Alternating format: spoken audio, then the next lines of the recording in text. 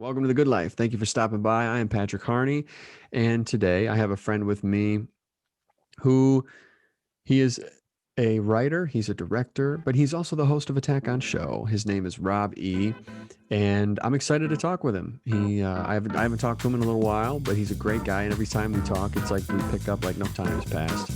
And yeah, hopefully you'll enjoy the conversation. So let's get to it.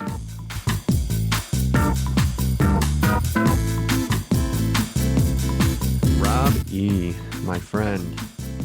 The Good Life. Yes. How are you, brother? You doing all right? Good, man. How are you? It's good seeing you. Good seeing you, man. Yeah, I'm doing well. So first I want to talk before we get into the business stuff. You just got back from Hocking Hills, Yeah. right? So how was that? That was a mini vacation, an impromptu vacation. So we spent 3 nights, 4 days there, rented a cabin. Nice. Have you ever been? No, I've never been. I didn't even know it existed until I kid you not, after I saw your post about it, I've seen 3 other people post about Hocking Hills. Oh, really? And I never even knew about it. It's like the phone's reading the algorithm. It saw you looked at something and Yeah, pretty much. It's beautiful. It's not too far from here. I mean, it's about a 4.5-hour drive. It's through Ohio, so it's an easy drive. It's straight. Straight shot. But no, it's at like the southeast corner of Ohio. And there's just a lot of the state parks at Hocking Hills are just beautiful. So there's just hundreds of cabins. You find one, within your price range that you want to rent. They all basically come with like barbecue grills, fire pits, jacuzzis. It's full kitchen, man. Everything that you need is there. The utensils. So it's really just kind of pack some clothes and go down there. And like I said, the parks in that are free. So it's not a crazy expensive trip. We were talking because we actually want to try and get people to go back because the cabin we rented was just for the 2, but I mean, there's like 8-bedroom cabins, like just massive ones where, I mean, you can just get like this huge mansion and just rent it out for a couple of nights. But, if you get a couple groups to go, break down that price, you divide it up, it wouldn't be too bad. It'd be a fun trip because you could, kind of do your own thing during the day, that, go out to whatever parks you want, do your walks and come back at night and just have, like a house party at night and wake up and do it all over again. But it's hard to explain. I know I posted a lot of pictures, but they don't even do it justice. I mean, I was sitting there looking at them on my phone after and kind of editing to get them to look how I saw it. And they still don't do the size and massiveness of, some of those gorges that you walk through. It's really cool feeling. Well, hey, you let me know when I'm there. Yeah. So you are the host of Attack on Show. Yeah. And you've been doing it for how many years now? Like it's 3 years now. 3 years? Yeah, I started February 18th, 2018. Sorry. Okay. You got to carry that one over, but yeah. well, for those of you who have not seen the show, it is a very entertaining show. Like I'm a big fan of your show. I love it. Oh, thank you.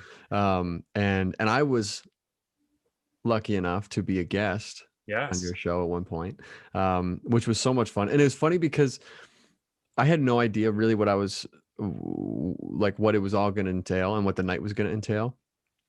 And then I got there, you poured me a drink like right away with your sick bar that you have that is like to your left a little bit. And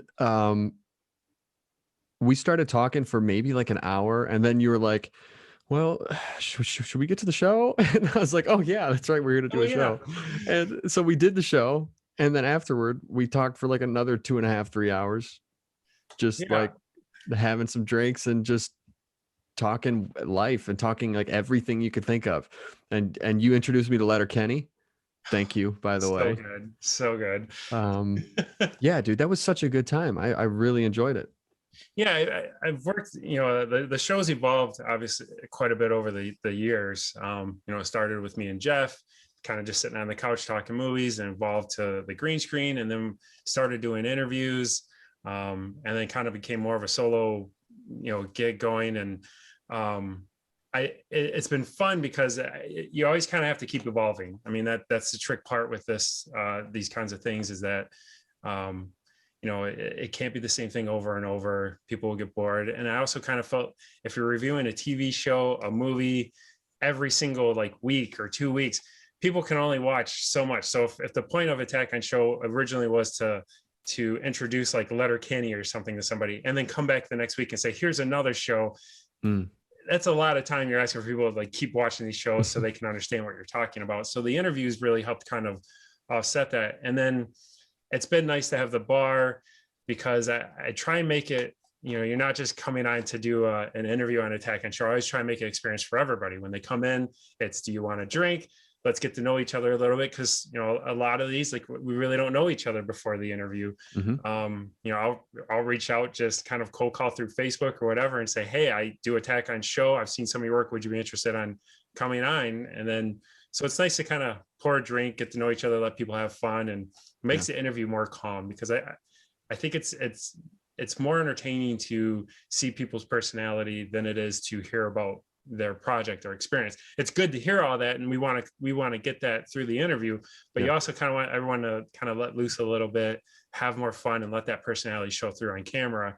And then it ends up turning into an after party usually, because you pour a drink during the show, maybe two, and then we're done and we go sit at the bar a little longer, and it's a lot of fun. I enjoy kind of making it the experience, because I like welcoming people here. I mean, the studio's at my house, and I'm welcoming you to my home, and I want to make sure everyone has a good time when they come on, and remember the experience, and hopefully they'll come back.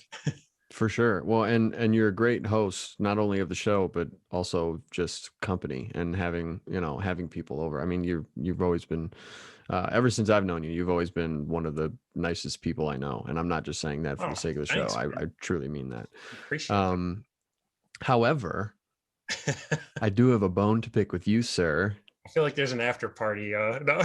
What is this rivalry you're trying to, this fire you're stoking between myself and you and Jeff? Yeah. Can we say it on here? Because you're going to edit, right? So we can beep. Yes, you can. Yeah, go ahead. Like those guys, and it'll beep out. Whoa. Yeah. Well, you should have seen Larry Hankins' episode. No, yeah, dude. Yeah, it was funny because he told me to listen to that episode that you were on, and you son of a, I mean, you were just like, man. And it's funny because I was just on his show, like, just the other day, 2 days ago, I think. Thursday. What's today? Saturday? Yeah, Thursday. Saturday. And and so we were talking about it a little bit, and it's funny because that was never in my head until you said something, and now I'm kind of like, oh yeah, huh? Yeah. Oh, you're doing this segment. You're gonna ask me questions at the end of this, yeah? Where'd you get that? Yep. Oh, that's great. No, because I first saw it, because I mean, I know you guys are close, so you guys have worked together quite a bit. So I initially, when I saw that there were two different podcasts, I was like, oh wow, that's interesting. And then when he had talked to me about coming on, I'm like, man, is there like a, should be like a rivalry between you two? Because I know you guys get along really well. I said that, like every good show needs that good rival, and I thought it'd be kind of funny to like poke at that a little bit between you guys, but all in good fun. That's all. Oh yeah. Right? So no, I told Jeff what we should do is he and I should gang up and go against your show. I was waiting for that one. No, it wouldn't stand a chance. Probably it wouldn't stand a chance. No, but yeah, it was funny, and he told me that he was going to be. I think they're coming on your show, correct? Yeah, we still got to work out a date. We're figuring that out.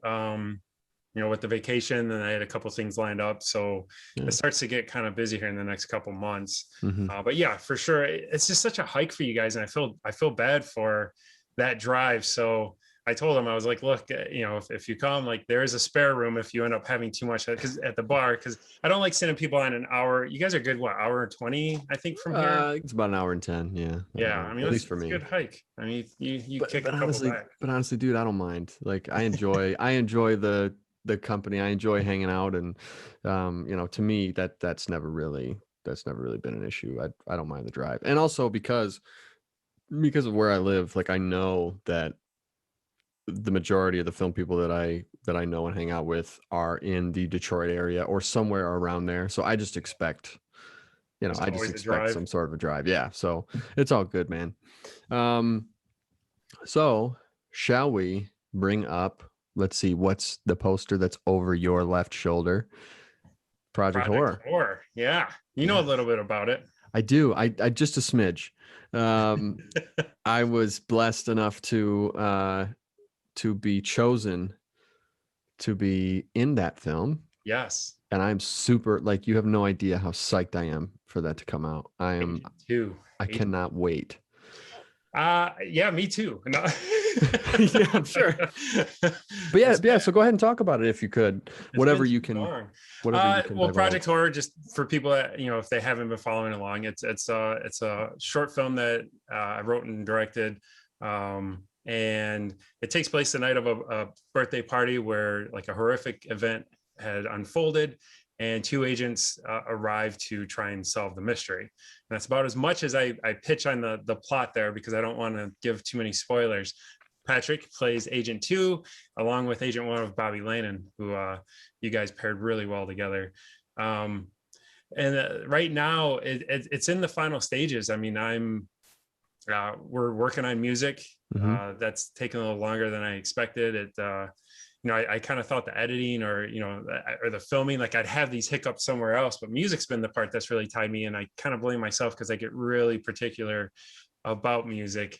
What's wrong with that? So, well, it's your film, man. It's what made it take a little longer to get out. So, but it's been great. I'm working with Gabriel Pylon, who's local. He's over in Wyandotte, and the guy, it's insane that I can a funny story with working with him. I got so bored when I was looking for somebody to do music. And when I found Gabriel, there was like a 2-month window that he was still working on another project that I had to wait for him to start on this. So I opened GarageBand on iMac. I've never used it before, but I learned. So so I started scoring like certain scenes in the movie myself, where I started playing with all the instruments. I've never done that before. Yeah. But I when he was ready to go, it was nice because I sent him that version and I said, look, I know this isn't right, but that's kind of the tempo that I'm looking for, or the feel that I'm looking for. Now do something like that. I didn't get through the whole movie that way. I just did a couple scenes like that. You gave him a reference though. Yeah, it was good. He goes back and forth because I go to the studio and we'll work on it a little bit together, and he goes back and forth. He says, I'd like that you did that because it helped me, but he's like, also though, then it puts that like that beat in his head where he's trying to make something different, but now that he's heard this or seen the scene. So it was an experiment, but it was fun to play with, be able to just do the music myself and kind of play along with it, and that was I always like learning new things, so that was cool. So going to his studio now, there's a scene that he let me like use the drum box on the drum kit and like play the V to it, and so I actually get like a portion of the music in there is actually me playing, so that's kind of cool. so now when everybody watches it and there's that weird awkward like doom, doom, doom, totally off tempo, and we could be like, oh, there was Rob stamping that. It's just random. It's gonna be a quiet scene. You hear dun dun like a Law and Order. It's like in the middle of dialogue, you just hear kung kung kung. Yeah. That's me. Yeah. That's so funny. But yeah, we're I mean the edit's done. The effects, everything in it, the sound's done. It's just getting the music wrapped up, and once we do get that, the goal will be I'd like to do like a local premiere, get the cast and crew, people that worked on it, come over and watch. Do like a backyard theater or something, make a fun night out of it or something, so you guys can all see it first. But then I want to do like a festival run with it here, and then from there do like hopefully like it can get the Royal Star. Would be nice if I could get picked up there because that's a local film festival. So hopefully be able to get more people to see that, and then maybe a theater premiere.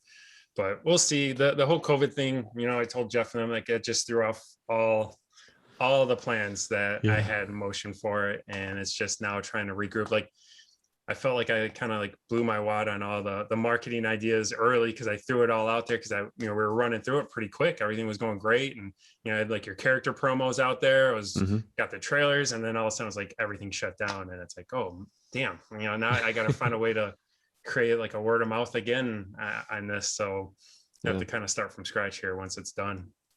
That'll be all right though, because I think there was a lot of people that were really interested in seeing, and I think they still will be.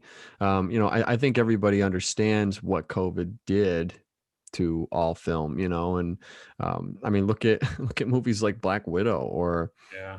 like the Batman and like all those movies that there was so much hype for those, and then COVID hit. So now, I mean, they're having to do the same stuff. So I wouldn't worry too much about that. Um, but then I know. So yeah, so we'll have the festival run and the premieres and everything, and then on to the series of it, right? Switch the series, huh?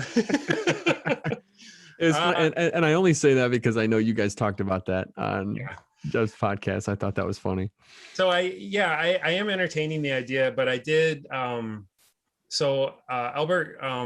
Gerber helped me. So he lives in New Jersey. Him and I have written some scripts back and forth together over the years, long time. I mean, he helped me on like Body Bag.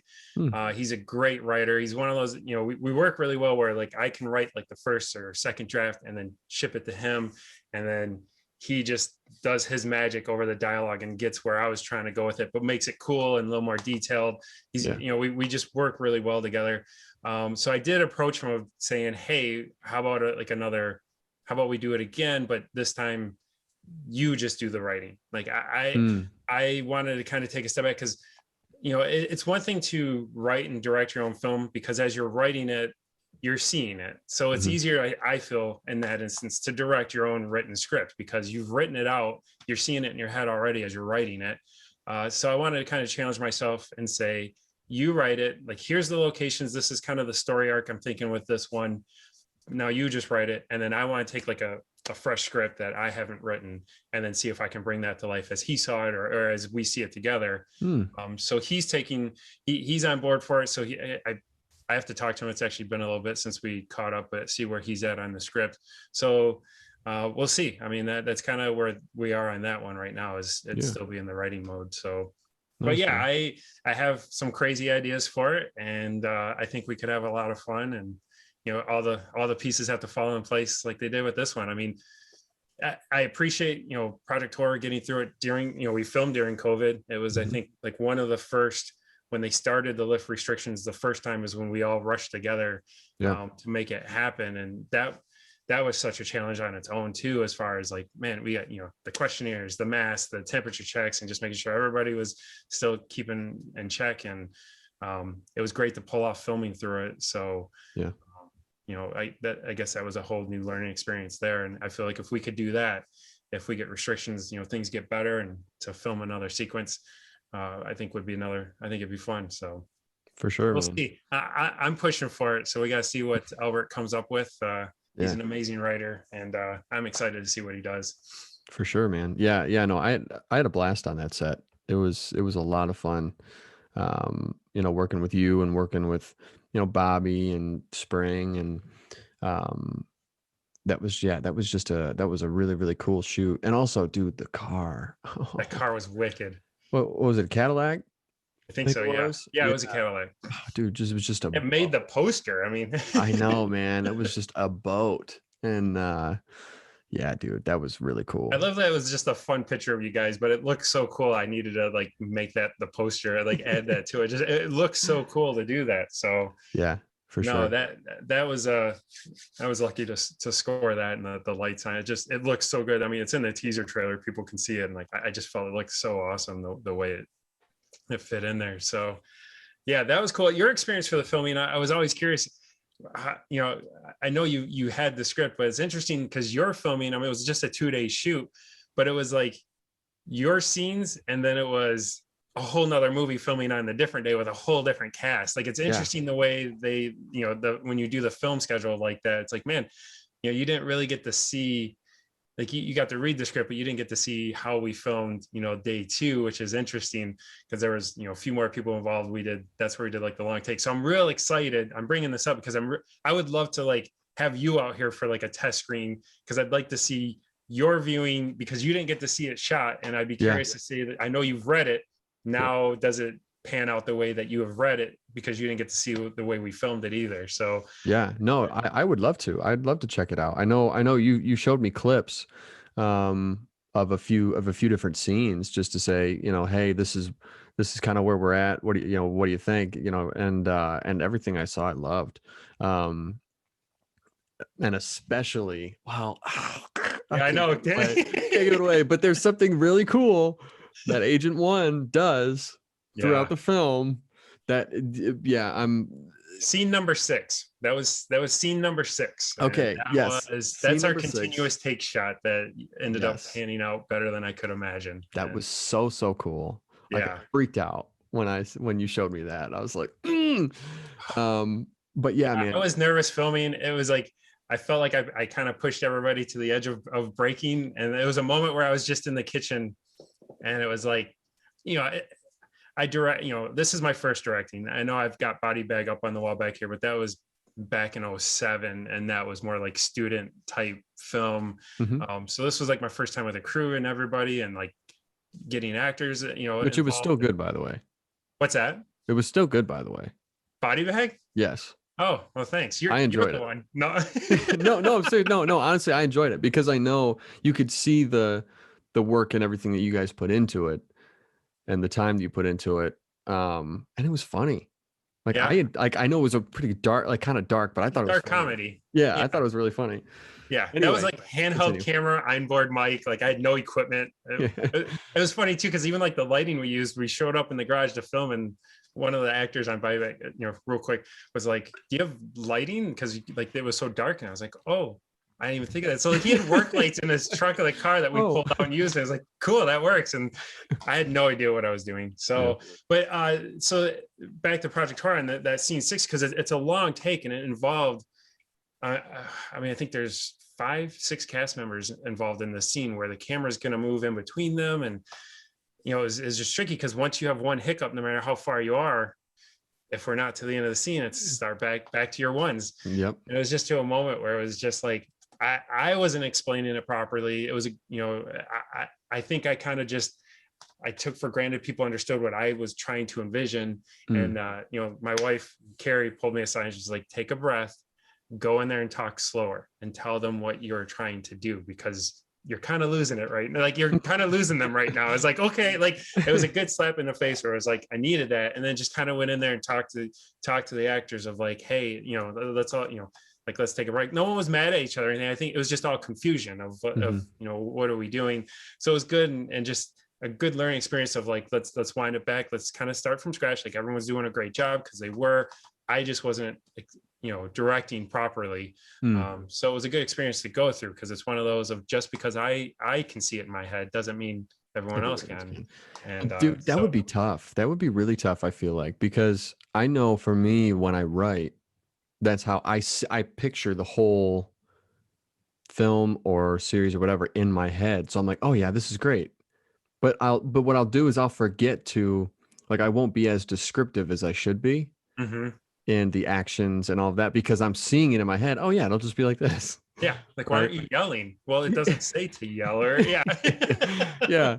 And so yeah, that would be difficult, I feel like. Yeah, I mean it was interesting. They were doing it, everyone was doing it right. It was just I think they were, I would kind of tweak a little, then go again, then tweak a little. And it's like, okay, let's just walk through this one time. Like let me kind of explain what's happening here and backtrack a little bit. And honestly, the finished product of it was it's such a cool scene. Like it is such a highlight for that scene. And it was a relief too, especially when it comes to editing, because it's like 6 minutes of the film that you just plop down on the timeline. You're like, sweet, like, I just got to color correct in audio.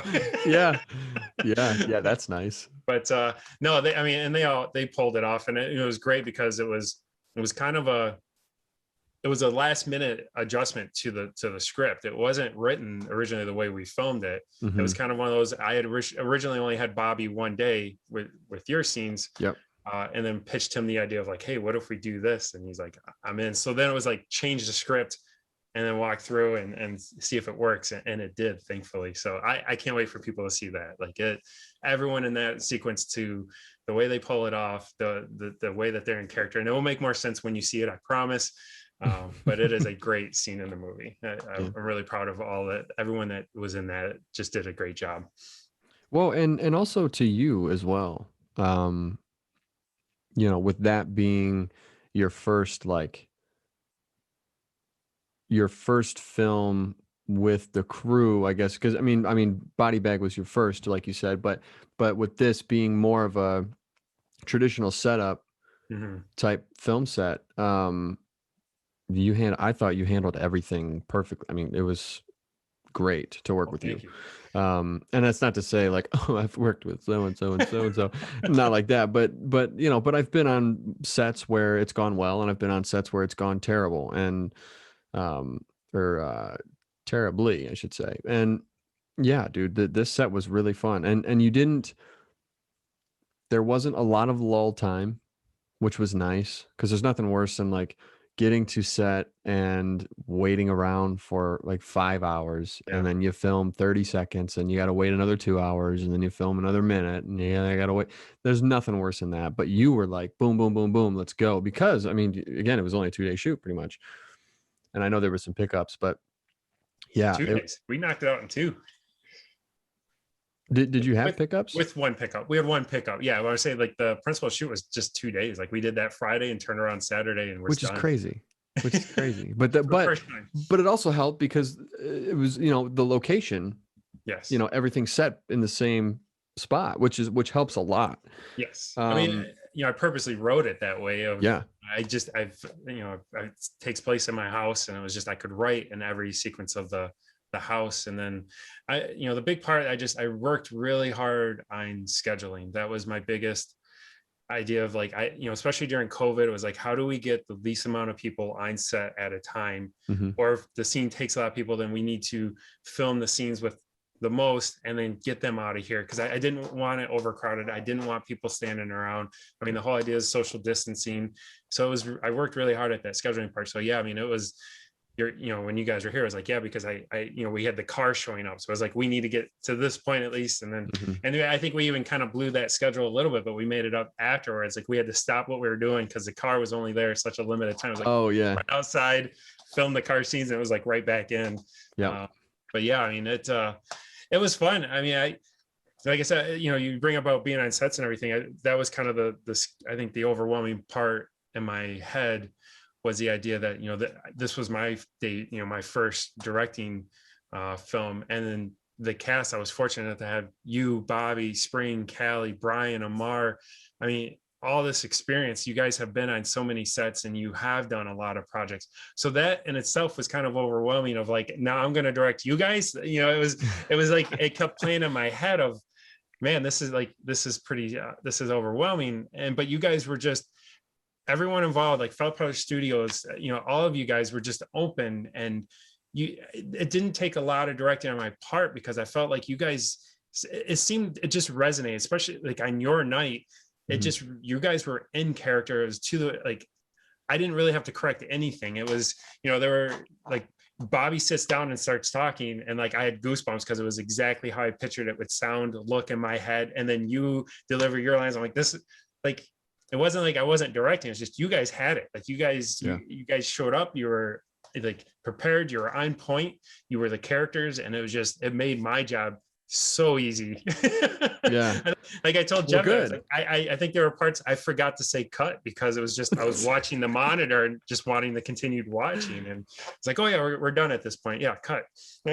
I do remember that there was one time that I can remember, because at one point, like my character's sitting on the couch, I'm typing away, and I remember we were getting to go along with what you were saying. We were doing a chunk of Bobby and Spring's lines. We were doing a chunk of it, and everybody knew. You had said, okay, let's go to this line here, and I remember we got to that line, and everybody kind of stopped, and Bobby kept going, and I'm out of view at this point, and I look over at you, and you're like staring at the monitor, and then you go, oh, cut. Yep, we're good. Yeah. And you're like, sorry, like that was just great. I loved every second of it. Yeah, I forgot I was driving. I thought I was watching the movie. What was funny too was to watch Jeff, not Jeff Cap, but your Jeff, Jeff Marshall, right? Marshall. Yeah, Marshall. Was to watch him watch everything Yeah. because he was helping out on set, and to watch him watch the scenes play out, because he didn't really, I think, and correct me if I'm wrong, but he didn't really know this, like he didn't No, see a whole lot of the script before he came, right? I wouldn't share any of it with them. Yeah. I mean, the strict part with the movie is that there's the story in there is hard to, you don't want it out. And Hmm. so yeah, I refused to show him. And yeah, so it was, you're right. I did the same thing. I was kind of watching his reaction at one scene and to see if it's going to hit the way I wanted to. And it did. Yeah. To see his reaction was funny. Yeah. Well, and at one point I remember I looked over and he's watching and he's so in, like, just mesmerized by what was happening, and then he just goes, and for those of you who are listening, like, it was a silent, like, oh my gosh type face. Yeah. Yeah, because And the scene's rolling. You got to be quiet. He's trying to hold it in. and yeah, so that was great. That was great to see. But yeah, man, just what I really also loved about it was, especially with the characters of Agent 1 and Agent 2, is the style that they have. Because I'm very much, and I know you guys touched on this, but I've had the cigarettes. No. but no, but I'm very much, for my characters, I have to know what the character is going to look like, and so I work from the outside in. If I know what the character looks like, then I know how he walks, I know how he talks, I know how he carries himself, which then informs me for the internal work of, okay, so if this is the type of aura that he has, if this is how he carries himself, then why is that? What in his life has contributed to that? So that's how I always work. And so when you had described these characters the way that you described them to us, which again, I can't say too much, I got so excited. And I mean, I started, like, I was Googling, like, get a watch for this, and like a certain coat, the coat. And I mean, I went all in, man. Yeah. And I know Bobby did too. And I know, and to me personally, I think that really helped us get into character. Yeah. Because of the mystery that's behind our characters. It gives you a lot of freedom. I mean, I described as more of like a noir type style with these guys, like give it like a throwback feel. Like we got the fedoras, Yeah. That cool personality, yeah, you guys just you guys just nailed it. But yeah, I could see you were definitely having a lot of fun with it. The watch was on point. I feel like we should have got a close up of the watch. It was at least owed that, since you bought it. Well, it's funny because the watch makes it, but we just didn't get a close up. But well, and it's funny because I remember when I was looking for these watches for a watch, I sent you two. And I was like, which one do you think would work better? And you're like, I don't know. Like, you're buying it. Which one do you want? Which one do you want? I was like, well, I don't know. I mean, what do you think would work best for the film? And you're like, I mean, both of them would work, so you choose. And I was like, okay. Can't tell you which one to buy. It's too much pressure. Yeah, dude, it was great. I loved it. Yeah, no, and then the smoking, I know we make a joke of it, but honestly, the smoking, you came up with that idea of like, hey, I've got these Hollywood cigarettes. They're not real cigarettes. What do you think if we smoke? And it's, sure, you want to do it, you want to bring them. But the lighting, I didn't realize how cool of an effect that would look, because the way that we framed it and silhouetted, and then to have that orange light on the cigarette, like, it pops more than I even expected it to. It's, just the way you're lighting it, like lighting the cigarette, it just makes your face glow that orange, and it looks really cool on camera. That scene turned out, that definitely added to it. So thank you for suggesting the smoking. Yeah. I'm not a proponent of smoking, but no. Thank you for smoking. It looks great on film. Well, and that's the thing too, is because I know Jeff likes to joke. Jeff Cap likes to joke that I always suggest smoking where my character smokes. I'm not a smoker. I'm really not. I only suggest it if I feel like it fits for the character, and typically the characters that he has me play are people who that would fit. But I don't even know what that would look like, but what type of person that looks like. But for these guys though, because of that old school feel, yeah, I mean, back then everybody smoked, you Yeah. know what I mean? So to me, it was almost like a no brainer, as in, well, this just helps. This is just another layer Yes. to selling the style of these characters. And I mean, I even got a vintage 1940s style Zippo lighter. Yes. Like, and it only, you only see it once in the film because that's all it's for one scene. But I was But like, dude, even the this is, sound, like you clicking that open, I mean, that just turned out so cool in there with yeah, it's just, yes, all those minor details, like I give you full credit because I mean, it made a difference on that scene. It's funny how just like I had said before with Jeff Net is like, it takes so much for the movie to come together. And, it's like, yeah, I wrote and I directed, but like, this isn't my movie. This is everyone's involved. It's all of it's your movie. It's Bobby's, it's Callie's, it's Springs, it's Brian's, it's Fel Peller. It's everyone, this movie can't, if one of you guys are not involved, the house of cards falls. yeah, And, it's those little details that everyone just kind of brought to this. Like, I really appreciated everybody's ownership on the film when they showed up on set, and it's just had awesome input, these ideas like that. And it just took it to a new level. And I just, I can really like the movie because I made it. I just hope everyone else feels the same when they watch it. And that, I want this to be a good thing for all of you, that, it's something that like you guys are proud to show. And, mhm, I'm working really hard to make sure that the finished product will be something that you guys will be proud of. yeah. Well, that says a lot about you, because not a lot of people would have that sort of humility, you know, about a film that they've written and directed and, um, and edited and put together. Like, not many people would have that genuine wish to make sure that everyone else that was in it is happy with it, you know? So thank you for that. Cause that's but again, that just shows the type of person you are to work with, and it's enjoyable. I mean, you are enjoyable to work with. And that's why, like I know for me, and there are a few people that I feel this way with, but not many, is, like if you were to ever call and say, hey, would you come do this? There's no question. It's, yep. When do you need me and where? You Cool. know Cause what I I got mean? something else lined up for you. I was setting you up. No. Oh, oh well. Yeah. When is it again? In a month? Yeah. See, I'm busy. I can't. But the next one, right? Yeah, I promise. No, I No, mean, and no, but I that's mean that though. with this industry. I mean, especially in Detroit, it's a small community. It's a big community, but it's a small community. Yeah. And I feel like there's like pockets of people that you see that just generally work together more often than not. That they have these groups. And that's it's kind of tricky because I'm coming into this. I feel a little late. There's a lot of people that like have. I didn't realize the industry had been going on here for as long as it has. Yeah. I was really out of the mix. I was huge into film when I was younger, and then getting back involved with Attack on Show, and that opened my eyes to what was really happening around here. And then that's what gave me the itch of like, man, I really want to be a part of this. Like, I really want to get involved. There was so many people I was interviewing that it's like, man, I would love to work with these people. I got to create something so I can do that.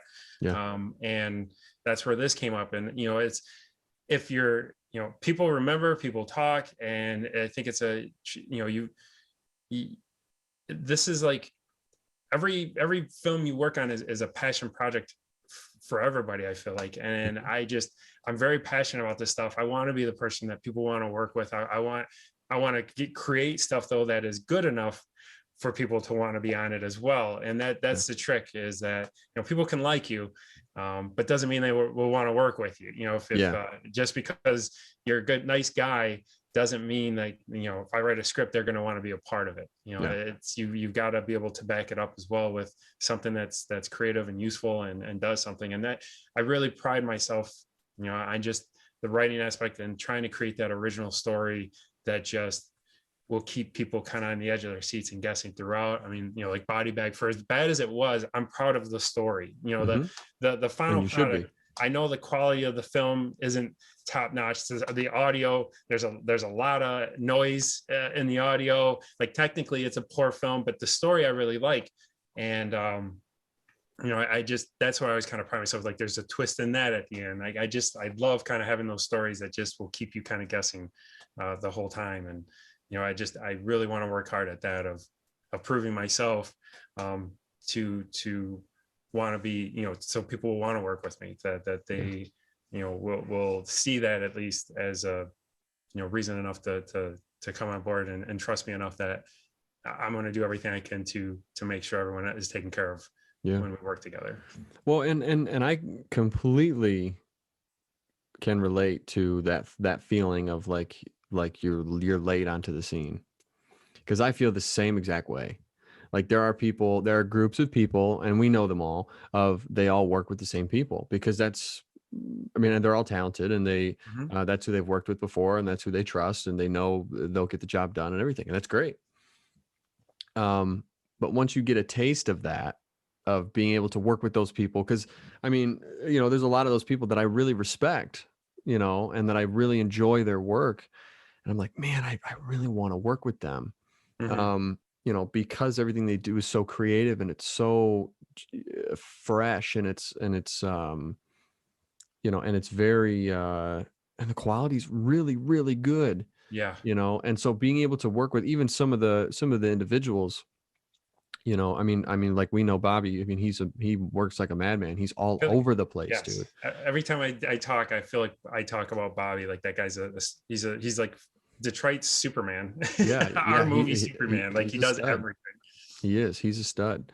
And I've gotten to work with him. So this was the second time. At this point, this was the second time I'd gotten to work with him. The first time he wasn't acting, and though he was just first ADing. And and I love working with those types of people, because the passion for film is there. There's nothing worse than trying to work with somebody who it's just like a hobby for them, and they don't really care about it. Like they care while they're there, but other than that, whatever. It's difficult for me to work with those types of people, not because like, oh, this should be your everything, but it's one of those things where, as somebody who does have a lot of passion for film, and this is my career, and this is trying to move forward, and then if you work with somebody who doesn't necessarily care about it, okay, you get through it, but at the same time, it can be difficult when, like if somebody's complaining on set about, oh, well, we've been here forever. Oh, like, well, yeah, you're filming a movie. You know what I mean? Like, yeah, not many people get to do this. It is a tricky balance, because I've been on some sets where I think I might have complained, but I do think there's a point where that's where I kind of you learn from everything you're on, of course, and that was kind of again why I stressed out so much or pushed so hard on scheduling, because I don't want anybody to ever feel like that on my set. Like if people are just standing around for hours on end, where you're kind of doing, I view that as like, that's me failing. If I'm directing a picture, or I'm making a film, and I've got 10 people, not crew, but if my actors are sitting around not doing anything, and they're just waiting, their time is valuable. Like to me, I look at myself and saying, I should be ready to film. Like I should have the set ready. I should have the shot already in my head. I should be able to have actors show up, get in your spot, and then let's roll. Like that's up to me to do as a director, to have this thing prepped out. Now, granted, you're gonna flip sides, you're gonna switch angles, and there's gonna be downtime. But that's just something that, like I said, with this, like how you said, you showed up and it was like, have a seat, we're ready to go. I want the camera here. Let's get in focus. We're gonna do this shot first. And that was awesome, dude. Seriously, that was awesome. I mean, people, I do think there is a value to people's time, and I tried to respect that very much, because it was still, we did 2 back-to-back 12-hour days, and that's with just hammering it out. But I would never want somebody to sit here for 12 hours and really only but got the performer was doing what they were here to do for 2 or 3 of those 12. Like it's up to me to move that around faster. And but what's interesting about that though is because it was very obvious how aware you were of that and of people's time and everything. Because I remember on my day, like we went late. Mhm. because of I don't remember, but there was something that might have delayed a little bit, or it had to do with the car or something like that.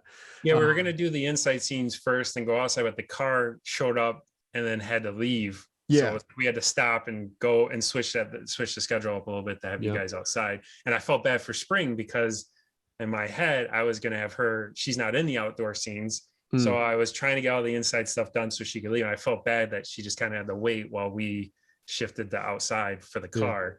Um, But I but remember you specifically coming up to like me and Bobby and everything and saying, "Guys, I'm really really sorry that this is going as late as it's going."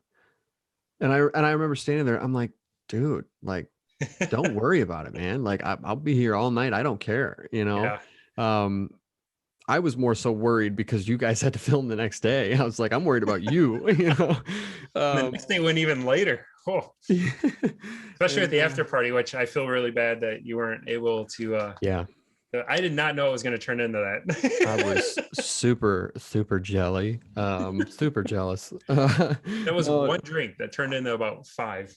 I was seeing karaoke and everything, and I was like, damn, Yeah, I went. I I was mean, in the film. I wouldn't have been able to do day two if we did that on the first night. Yeah. No, I know, I get it. But yeah, man. Um, so yeah, I can't wait until that comes out, and I'm really excited for you specifically also because I know how hard you've worked on this, and whether I was in the film or not, I'm very excited solely because of all the work you've put in. So yeah, man, it'll be Thank good. you. Yeah, I Uh, can't wait to get people to see it. It's taken longer than expected. So it always I'm does.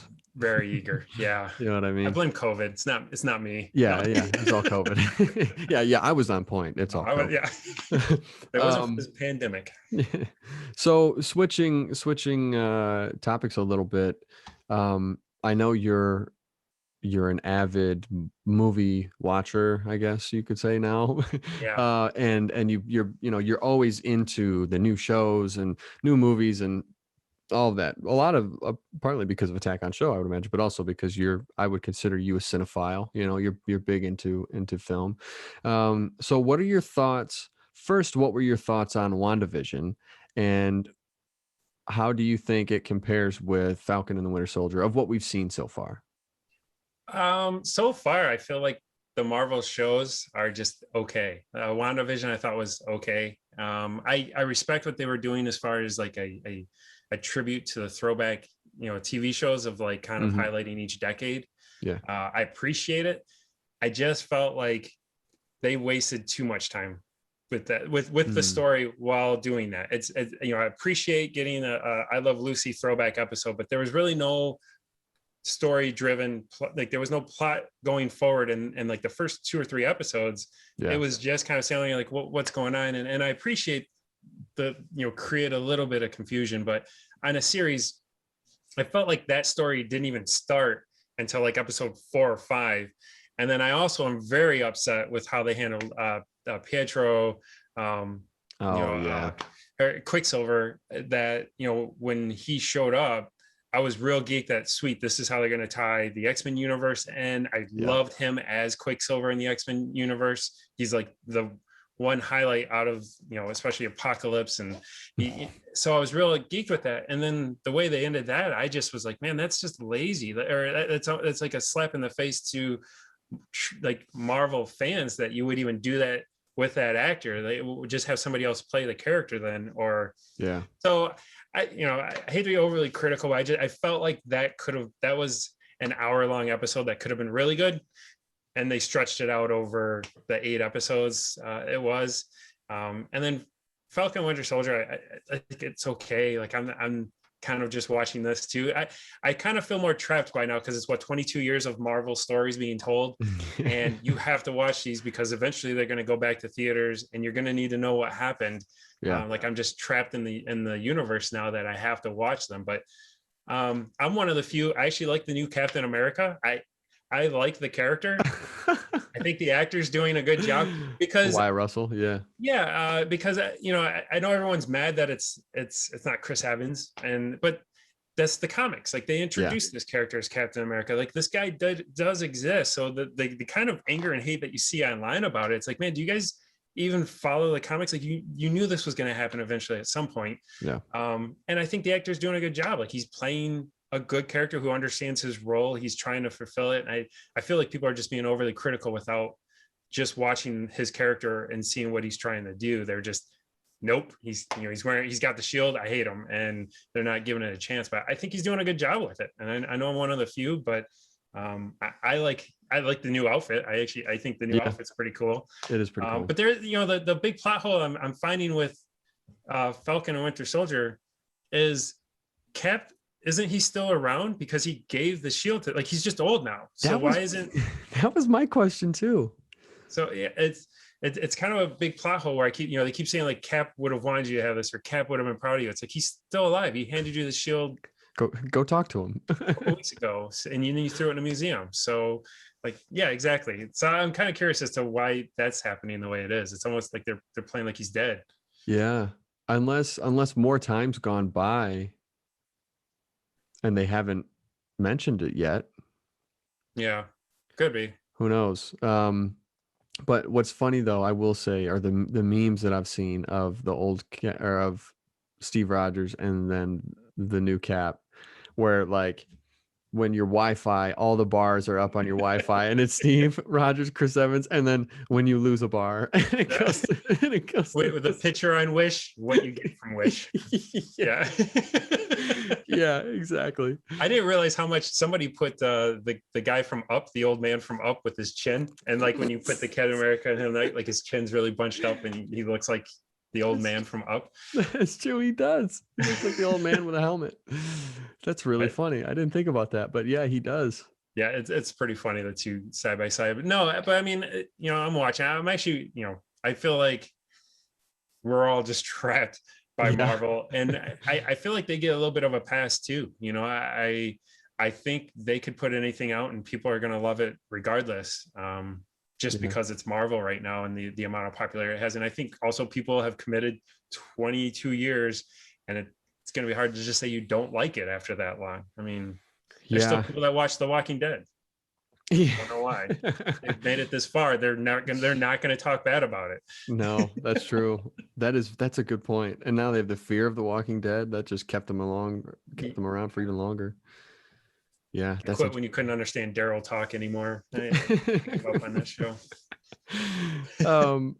So I want to ask you, and I typically ask this of every guest that I have, because that is one thing that I feel, or that's important. It's kind of a staple of the show, is how do you keep a positive mindset, especially with the year that we had, previous, and being in this business, which can be very difficult as well.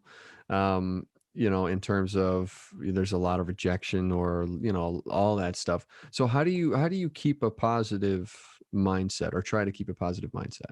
It's Carrie, 100%. That's all Carrie. I have a great home to come home to. I've got an amazing daughter, Abby. Like I am so grateful to have those two in my life. Carrie is a strong, supportive, partner in my life. She kicks my ass when I'm too arrogant and too cocky about something. She's very great at knocking me back down. Mm-hmm. She's also just as good at picking me back up when I am down like that. I mean, she is my strength. I am a very lucky man to have her in my life. And then, I just, all of this stuff, I might not be the most talented person, and I've always lived by this, this rule is, what I lack in talent, I can make up in work and effort. I can put more effort than the next person into anything I want to do. I will outwork anybody, and I'm confident enough in myself that I will. Like there's 24 hours in a day. You can fill them up. Like you can make each minute count. Every minute counts. I hate to sound, any given Sunday, but the inches are all around us. But those little things matter.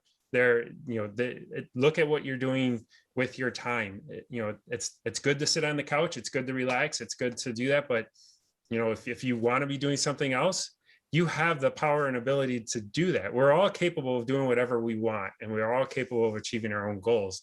And I know that, I can put in the effort, I can put in the time, and I will put in the amount of work I need to make myself successful and happy. And there's no one to blame except yourself. And Carrie hates this line that I always say to her is the it doesn't hurt to ask. Yeah. Like, it doesn't hurt to ask. I ask the most oddball things. I ask the most oddball people for things and favors, and it works. Like, it, because I'm willing to put in the work and effort to make things happen. And you just can't be afraid to ask for what you want and go after it. I mean, I highlights like things on Attack on Show. I mean, Tender is my favorite band. They live in the UK and they only come here maybe once every couple of years, and it's limited shows because not too many people know them here. It's like 10 shows around the US. And I got to meet them on my birthday and interview them backstage before the show and then party with them at the bar after, because I just threw out on Twitter and asked them if I could. I'm a big fan. And that's really cool. You know, it's just, I'm not afraid to put myself out there. I'm not afraid to try new things. And again, that all goes back to the work and effort. Like, I'm willing to do anything and work harder than anybody, except I will say Bobby Landon. That guy's work level's not human. I will figure it out. Eats. No, I will figure it out. But no, but I mean, it's just, you know, it's like the same, you know, like Project Horror. I could have sat in my house and just said, man, I want to be in movies, or man, I wish I was in a movie, or I wish I was making a movie. And I fell into it for a lot of years before me and Carrie, where that did happen. I would write randomly, and I just kind of didn't have that drive. Mm-hmm. And it was, you know, being on a couple sets, like I did, like I was saying earlier, I interviewed some people, I got on a couple of sets and I just got that itch. And it's like, the only thing stopping me from making a movie is me. Yeah. It's literally it.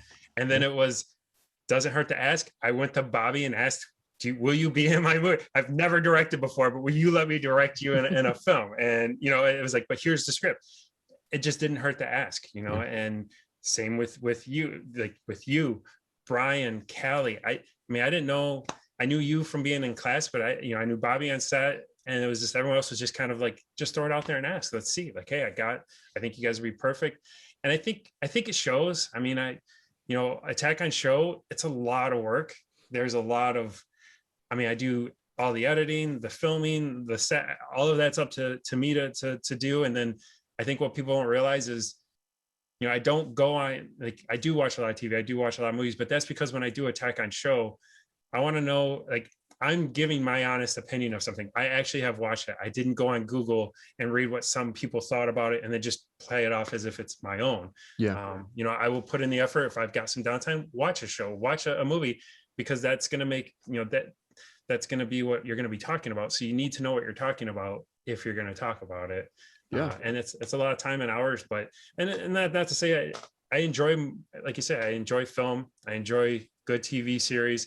I mean, I'm one of the Blockbuster guys. Like, I grew up working at Blockbuster Video. I loved it. I watched movies all the time. I just was a huge TV movie guy from a young kid all the way up. And it just always stuck with me. Like, I love this stuff. And it's a lot of fun. So to stay back to your question, I really drifted to how do I stay upbeat and everything. Literally, it's just Carrie. She keeps me in line. And as long as you've got a good home, good support system, everything else doesn't matter. Nothing outside the door, outside of these walls matters as much as what's going on here. And if you're happy at home, everything else it's a cakewalk. I mean, you can get rejected, you can have a bad day at work, but I'm coming home and I'm having a good time in my house. Yeah. Well, that's beautiful, man. So now, before we end the show, let's get into the goods. Get into some of these questions here and pick your brain. So I don't get to hear the music. That's edited. That's edited. Yeah. The music comes in afterwards. So I always make sure that I do like so let's get to it. That's the cut line, right?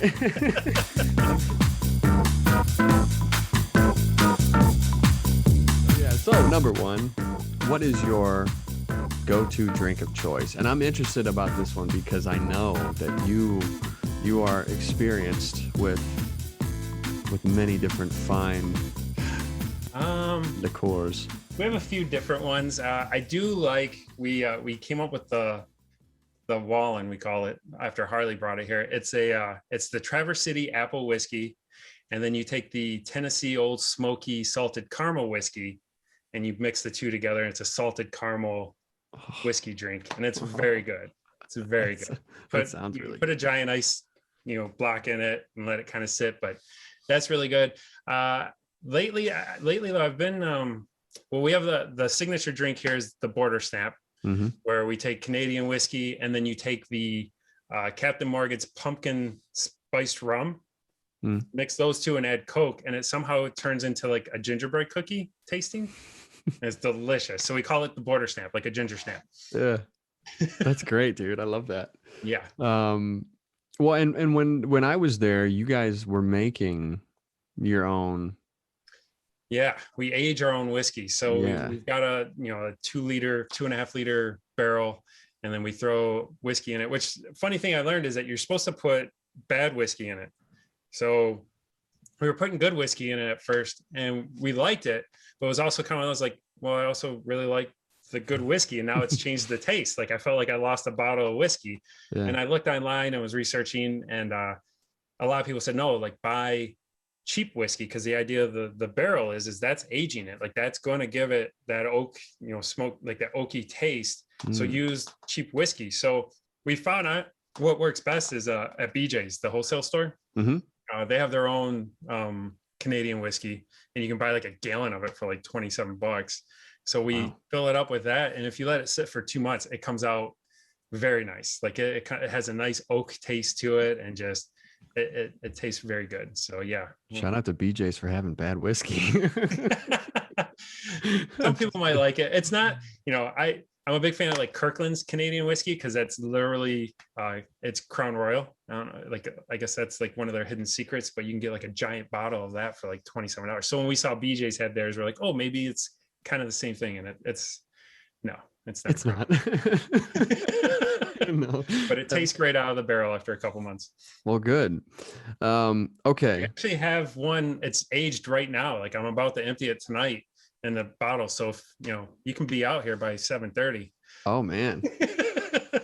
Oh man. I'll have to move some things around, but maybe. Don't tempt me with a good time.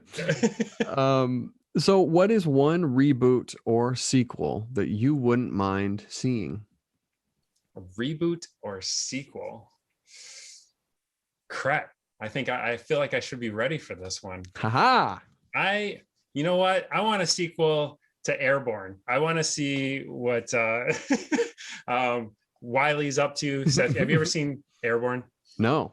Oh, it's I've heard of it, but I've never seen it. It's like an old rollerblade movie, like early 90s. And I need to cover that on Beacon Rewind. But no, that's more of a joke. A sequel or reboot? I gotta look at my wall for maybe some inspiration.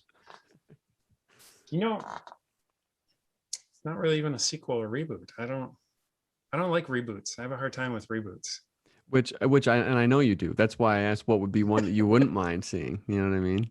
Yeah, like which one would I like to see redone? Yeah. I don't know. Man, that's a really tough question. Can we circle back? We can circle back. So I feel like we get one.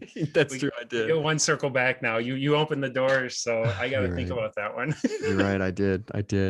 You know what? I'd like to see the entire. No, I got it. Reboots. Redo the entire. I'm gonna count it as one movie. The new Star Wars trilogy. Just wipe them all out and let Dave Filoni and Jon Favreau reboot that trilogy and make it Star Wars trilogy. So does that count? Yes, that I 100% I would take that for sure. Force Awakens, the last terrible. So. Okay, so you would want that more than 1, 2, and 3? Oh, I'm good with the prequels. Really? Yeah. Okay. The prequels, for as flawed as they are, you could walk into a room at any moment of any of those 3 movies, and you're watching Star Wars. You know it. Like true. There is like that is the Star Wars universe. Like it is, even if you don't like the effects and there is some bad editing and acting. I'm not saying they're perfect, but they are Star Wars. Like if you walked into a room for The Last Jedi, you would say, oh, is this like a Star Trek? Is this is this The Last Starfighter? Did they remake it? Oh, Last Starfighter would be a good reboot. But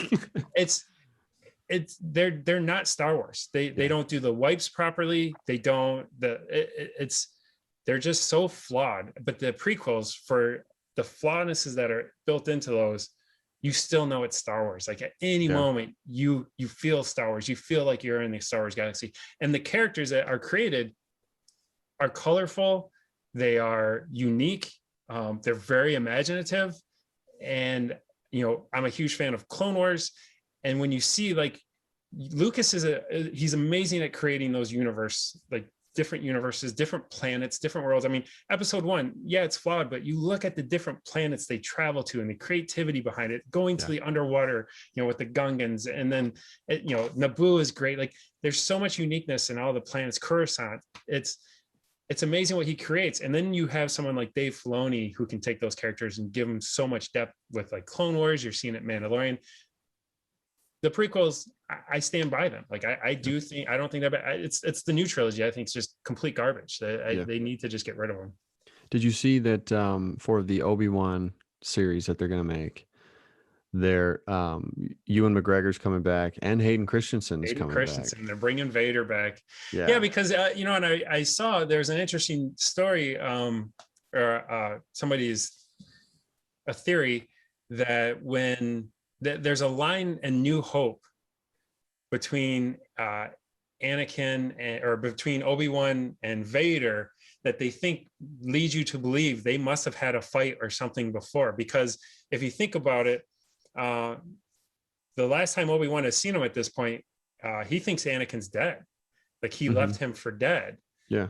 And then I forget what the one line was, but it was just something about, when we last met, like, they say something where it's like, wait a minute. So there is mention of a meeting prior to that Vader and him must have some sort of some fighting. And depending on the timeline, we could even see Darth Maul. I was surprised to see Ray Park's not listed on it, but I would love to see Darth Maul play a role. Unless they get him closer to it, or they announce him closer to it. Yeah.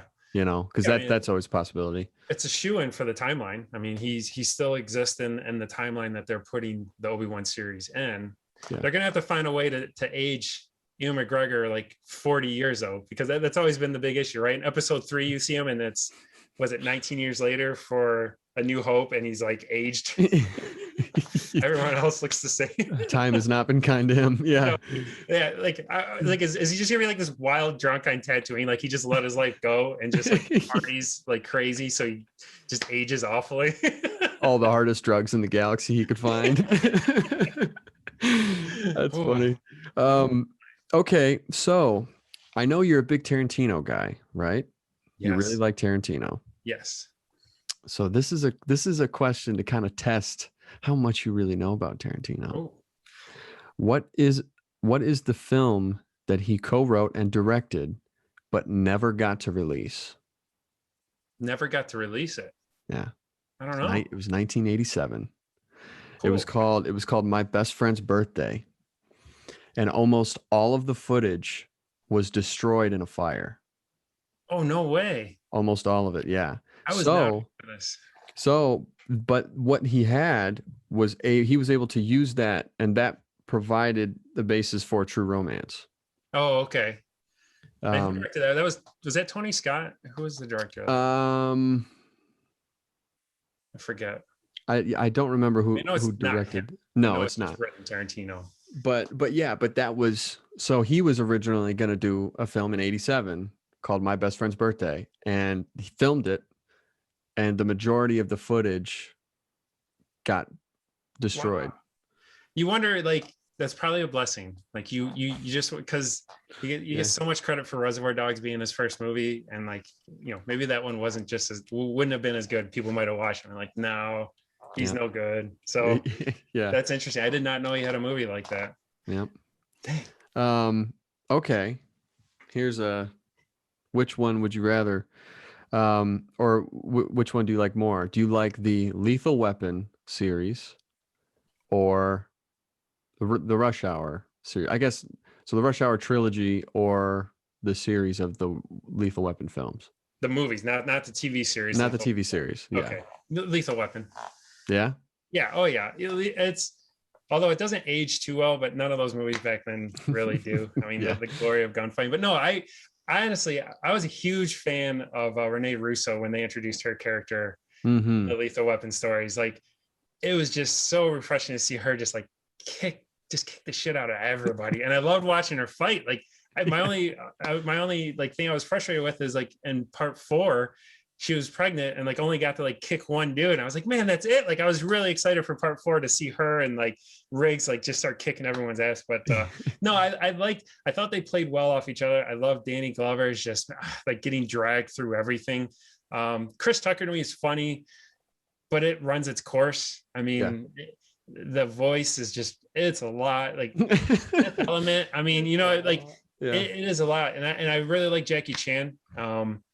And I liked the chemistry between the two of them, but it also, to me, it kind of ran its course much faster. Like they're talking about another Lethal Weapon now. I'm game. Like I thought Lethal Weapon 4 was good. I did too. It was a cool story. I mean, I love that the whole end fight scene where it was finally both of them, or even Riggs is like, oh man, like we got to go fight him now. And like, it was just, every one of those movies was good. I mean, it was, I enjoyed all of them. Whereas Rush Hour, to me, it was like, okay, 1 was good. I really liked 1. When I saw it in theaters, it was fun. I was excited for 2. Wasn't quite as good. And then I'll be honest, I don't know if I saw 3, and if I did, that's how much it really left a print on me, is I don't remember. I don't remember 3. 3 was all right. It was okay. I personally thought Rush Hour 2 was better than Rush Hour 1. But they were close, I thought. But with the Lethal Weapon movies, I thought they had the perfect casting and balance between Danny Glover and Mel, because Mel was like this neurotic, like crazy, almost hopes he gets shot, type guy. Whereas Danny Glover is like, well, hold on, let's wait for this, or don't go in so fast. But part 2 was great. I think a lot of people forget, like 2 to me is, 1 is, I think honestly the worst one. Like if you go back and watch them, 1 is its weakest one, because I just watched that with Carrie because she has not seen them, and sitting through part 1, I'm like, this is pretty rough. And even she's like, these are great movies. I said, get the 2, like 2, especially the ending with Riggs. I'm like, you're going to be blown away with, you get to hear guns and, knocking on heaven's door. And it's a really good movie. And then when they added Joe Pesci. Oh, he's dude. What do you want? What was his name? He's like, what do you want? Leo. What is it? Leo Getz. Yeah, Leo. What do you want? Leo Getz. And then here's a funny story. Okay. Was it okay. Was it 2 or 3 when Riggs jumps, like stops the guy from mugging Danny Glover's daughter, and then finds out he's on a film set, and like, what are you doing? And they're like, so that was 2. That was 2. In the background, it's funny, in the background of that scene when he's running across the street, and that is the Blockbuster Video that I worked at in California. So it's always like kind of cool to see. Yeah, it's cool to see that every time, like watch it. It's like, oh, I worked right there. Like it was in Sherman Oaks.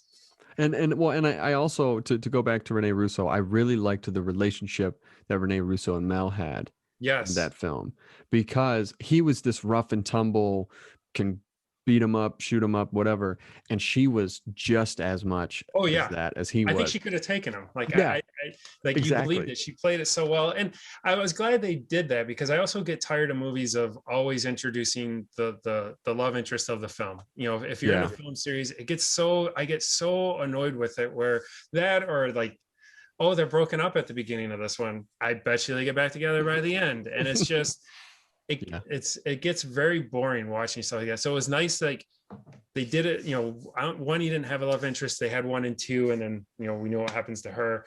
So it was nice that when 3 came along, that they introduced her, and it was great to see that they kept her for 4 and progressed the characters in 4. And that's always key, especially when you have a movie series running that long, is that it's real frustrating when they always take the characters backwards, and it's like you start all over again. It's like, man, I could have just watched the last one. I don't, I want to see people progress. That's the point of these continuations. So it was nice. Like, I really appreciate Lethal Weapon. I think every single movie they did progress on. Like Riggs, even though he was still crazy in it, he started to grow that conscious. He started to be a little more cautious. You saw him kind of grow, but he still kind of had, like, I felt like he became more of the character that, because he was so worried about Murtaugh, he would start risking himself more. Not because he was crazy. Like, he just didn't want Murtaugh to get into that situation. So he would be, I'll jump first. And I really like that. Like, I thought they did a good job with the characters, and the action is just fun. It is. Those are just fun movies to watch. I really enjoy them. definitely.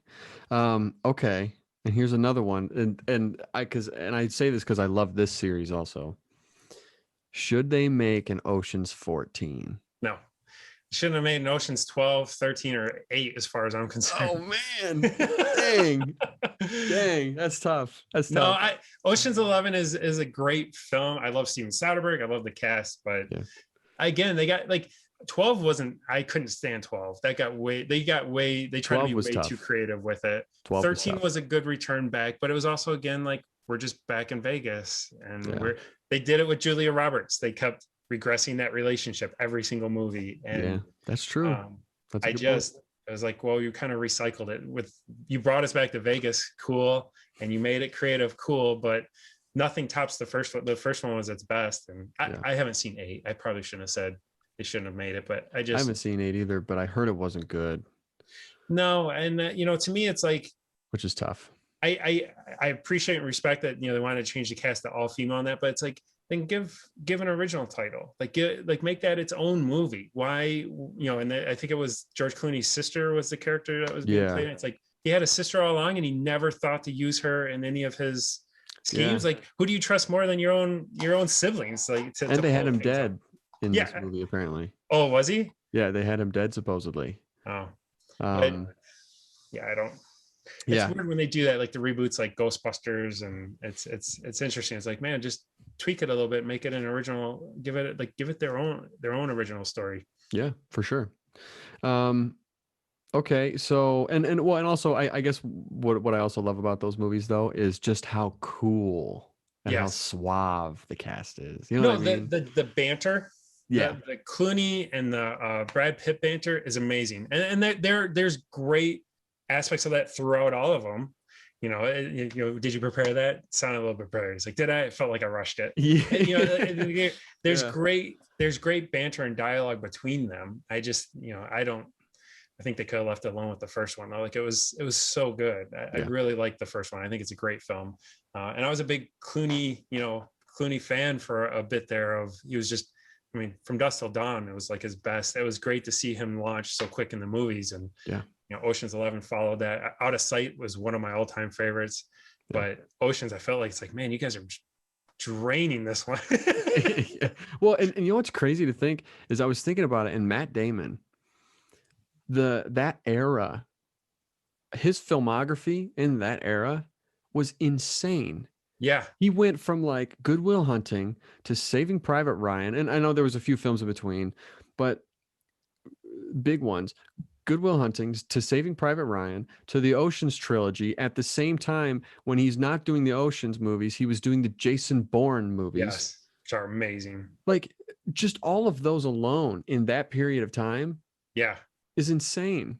Well, actually, you go back a step further. Like, he was in School Ties to Good Will Hunting. Like, you talk about a huge jump. Like, you were the jerk in School Ties, and then all of a sudden now it's like you're winning an Oscar for best screenwriter and Good Will Hunting. And that is like one of my all-time favorites. I love that film. That's a great movie. So he's very talented. Ben Affleck is also very talented. The fact that the two of them wrote that just blows my mind away. Like, if I could ever write or create anything half as good as that, I would be a huge pat on the back. Like, that movie is just genius. It's every aspect conversation of that film is just so well put together.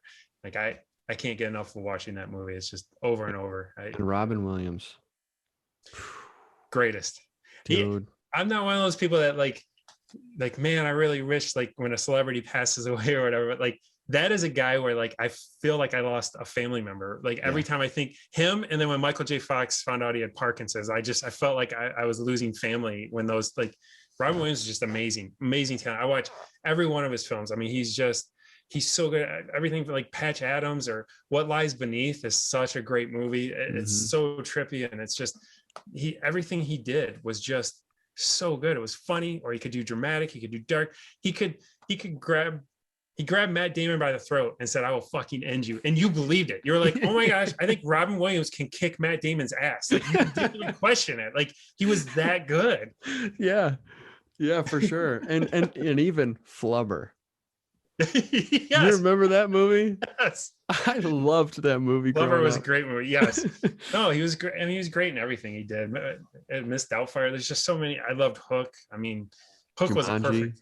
Jumanji was good. Yes, That was it's kind of great. sad he's not around for those. Yeah. Like, I'd like to see him interact with that, but it's just sad. I mean, that depression was always a thing hanging over him, and like when he did pass away, it was like I wasn't surprised by it because it was always, you always heard so much about it, and it was just a matter of time. He just, it was and just it's even more sad when you see him on stage because you watch that and you know that he's masking his depression. I mean, for as funny as he is and he's making us laugh, he's really just hiding his depression. That was his way of dealing with it. And the moment you stop doing that, like, he would fall back into it. You feel for him. I mean, it's a very tragic, it's a sad story. Well, and also I know too that they found out that he had early signs of dementia as well. Yeah, they say that. Well, and then they say that really invoked his depression because I guess he had that TV series that lasted one season or got canceled its first season. But there was, like he'd show up and he couldn't remember his lines, and he'd never been like that. Like he was so serious about the craft. And then the last thing I saw was like that was kind of like the breaking point for him, is that when he knew he couldn't act anymore, like that was it. That's it was sad. The beginning of the end. Yeah, that's tough. Now, I guess to kind of go with, I guess that somewhat transitions to my last question is, what are some methods or some ways that you keep yourself centered and grounded? And I know you mentioned Carrie before as a big proponent of helping you stay grounded, but things for you personally, what are some things that you do or you practice or whatever that help keep you on the straight and narrow moving forward? Honestly, I think it's a routine, setting realistic goals. And I mean, like, I work out 5 days a week. It's every day after work, come home, exercise. And I think it's setting realistic goals for yourself. I mean, I did the whole way back in the day of like moving out to California, and like I was going to work in film, and it didn't happen. And there's been a lot of things that didn't pan out the way, you have these goals, but it's, every day, like, we're only here for so long. It sounds cheesy to say, but like every day, as long as you can go to bed at night and say that you did something to make yourself a better person, then it's easier to sleep at night. And I've always lived my life. I mean, even my day job, it's just, I always want to make sure everyone's taken care of. I want to make sure everybody gets what they need. If there's something I can do to make it better for you, then let me know, or I'll just try and figure it out. I mean, Attack on Show, for what it was, is, the talking and have fun with movies. It's to recommend movies and TV shows for you to watch. It's to try and, these are, here's something that you might enjoy to take you away from if you're having problems in your life. And then the same with turns to interviews. If I can have you on the show and it direct people to your movie and they watch it and they see you, and then it helps you, it might lead to something for you. I love that. I always want to try and just, if I can do something for somebody and help somebody, then that's what I want to do, and make those easy, make those attainable goals every single day. And that's just kind of, that's how I always try and focus. It's, if I was selfish, if I just did for me all day today, then I failed. I'm not, that's not what life's about. And I wish you'd like to see that spread with more people. There's a lot of people that just, it's a me attitude. And it's like, man, how do you do that? Like, how do you wake up at 6 a.m. angry already? I mean, nothing happened yet. Like, it just you're setting yourself up to fail. I mean, I think too many things, people take too many things serious, and people hold on to too many grudges. People carry things over themselves. And I was a Beachbody coach for a while, and Tony Horton was big inspiration to me, still is. Like, I don't know if you know, Tony Horton does like the P90X, makes the P90X videos. He's got an amazing book, and he talks about, and the book's not even about fitness or exercise. It's literally just like mental health, like how to hold on to things or how to handle certain things. And there's this amazing story that he uses where it's like, he's out hiking with a friend, and his friend's telling about all the things that like are bothering him and how stressful it is. And like Tony is said to him, was like, you're the one who's deciding to carry that on your back right now. Like, all that stuff is back at the office. you're on a hiking trail, look at the scenery, look at the view. This is amazing. You can choose to enjoy it, or you can carry all your problems from the day with you here. And I live by that. You can only control what you can control. Yeah. I take time for myself to exercise every single day to get kind of honed in, and then it's right back in it to like, oh, now what? Now what's the next thing to do? Now what do I want to do? And just go for it. That's great, man. Well, and that's always been one thing that I've known, or that I noticed early on about you, is you have a strong sense of service to others. You're always wanting to serve others in some way, and I think that's very admirable. I think that's a very, very cool thing, and it's unfortunate, but not many people that these days have that. Yeah. Like you said, and I think I think if we had some more of that, I think society as a whole would be in a much better place. Yeah. So, as long as you wake up and say, okay, well, what's something that I can do for my neighbor today, or what's something I can do for my coworker today? Yeah. Don't be, and surround yourself with good people. That's key. I mean, you don't have to be everybody's friend. You can offer, and when they're ready to be your friend, they're your friend. And, if they're not your friend or things don't line up, I feel like people come and go in your life at the right times. So You got to be okay to let go of certain things. Don't force things to happen. And, I've had great friends throughout my life. I've lost great friends, but they're still out there. And one day our paths will cross again, and we will be friends. Like it'll be as if no time has passed. So, it's just, yeah, it's fun. I mean, I just enjoy life, man. Like you enjoy life. I love that you named this A Good Life. When it first came out, I was like, man, that's such a good name. Like, I like the idea, like focus on good things, and it's nice. Like I say, you can be critical. You can always talk down. It seems like the condescending type comedy in that is always, what people are looking for, or just kind of like cutthroat. And as much as I love a good roast, it's always good to hear something positive. And I like that you do this podcast, and then that, these questions are great. Like I love, like, what are things to stay focused? What are, how do you keep this, the stay on like a centered ground? Like that's great things to highlight in people. And it's been interesting to hear other people's answers. And I can take from that. Rob Parks, that dude was amazing. Like I want to be his best friend. Like he's a super positive guy. I watched that show. And I was like, man, this guy gets it. Like that's somebody I'd be really good friends with. Like he's, it's good to see refreshing attitudes and people like that, where like he gets it, where he was just like, hey, if you get turned down, it's just might not benefit for that role, or they might have thought the person was supposed to be 6'5" and I'm not. So, it's positive thinking like that. It just makes life a lot easier. And I like that you focus on that with this podcast. It's refreshing to watch.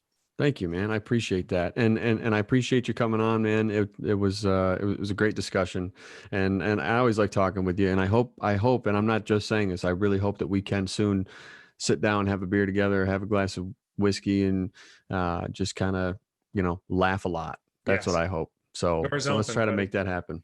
Sure. Doors always open to the border. Oh, thank you, man. The border is the bar name. That's I told somebody to come have a drink at the border. Like, what do you mean the border? I was like, I'm not talking politics. It's like, my wife's Canadian. I'm US. Canada? We need to bar the border. do I need to go to like Windsor or something? What is this? That's funny. Well, all right, man. Well, thank you very much for stopping by. No, thanks for having me. All right, and that wraps up this episode of The Good Life. Thank you to Rob for stopping by, and thank you to all of you who always watch and listen, stream, subscribe, all of that stuff. And remember, you can listen to this on Apple Podcasts, Google Podcasts, Spotify, Amazon Music, iHeartRadio. You can watch this on YouTube as well. So make sure to go on there, subscribe, leave a review, comment, whatever. And we'll see you next week.